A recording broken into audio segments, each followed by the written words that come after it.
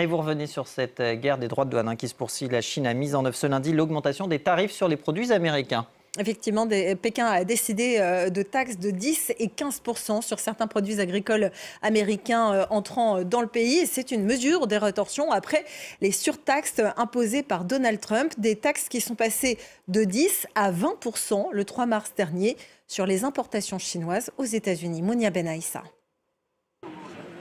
Sur les étals de ce marché de Pékin, les produits importés des États-Unis sont désormais plus chers car les droits de douane ont augmenté. 15% sur le poulet, le blé, le maïs ou encore le coton, 10% sur le soja, le porc, les fruits ou encore les produits laitiers. Des prix à la hausse pour les vendeurs et les consommateurs qui ne semblent pas s'inquiéter outre mesure. En ce qui concerne les droits de douane, ils ne font qu'augmenter les prix. Les gens ordinaires ne consomment plus.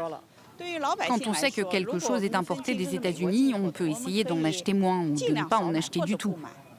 Pékin cible en particulier le secteur agricole américain, considéré par certains comme la base électorale de Donald Trump. Toutefois, l'augmentation des droits de douane décidée par la Chine reste en dessous de celle prise par les États-Unis le 3 mars dernier. Une taxation à 20% sur la totalité des produits chinois. La riposte de Pékin est donc plus ciblée et plus mesurée.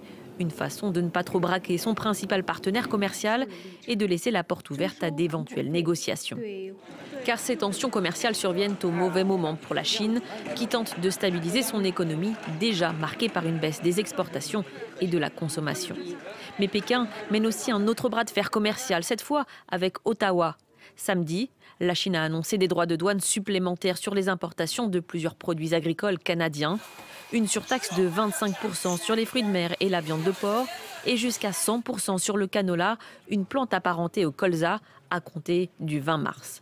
Des mesures de rétorsion après que le Canada a porté les taxes à 100% sur les importations de véhicules électriques chinois et augmenté les droits de douane sur l'acier et l'aluminium à 25%. Alors, autre partenaire commercial des États-Unis qui est sous la menace de hausse de tarifs douaniers, c'est le Mexique. Mais la présidente Claudia Sheinbaum a réussi à temporiser. Elle a réussi à temporiser alors que Donald Trump l'avait annoncé il y a fort longtemps, cette intention de rehausser les droits de douane sur ses voisins canadiens et mexicains avec qui les États-Unis sont pourtant partenaires. Mais ces voisins du Canada et du Mexique sont accusés de laisser passer immigrants et fentanyl sur le territoire américain.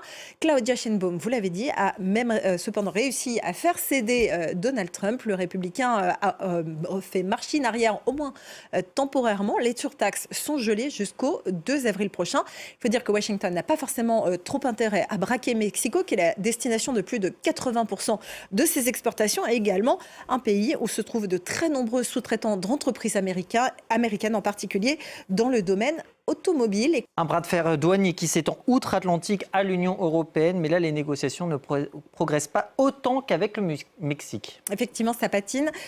Parmi les produits visés, il y a l'aluminium et l'acier qui viennent de tous les partenaires commerciaux des États-Unis, mais aussi de l'Europe et qui devraient être taxés à 25% à compter de ce mercredi. Alors Bruxelles tente de trouver un accord. Le commissaire européen au commerce, Maroš Šefčovič, s'est rendu aux États-Unis au mois de février pour tenter d'éviter ce qu'il appelle, je cite, une douleur inutile d'une guerre commerciale. L'Union européenne et les États-Unis ont bien identifié quelques domaines qui permettraient d'avancer en favorisant des bénéfices mutuels, mais Washington semble un peu traîner à la patte. Écoute.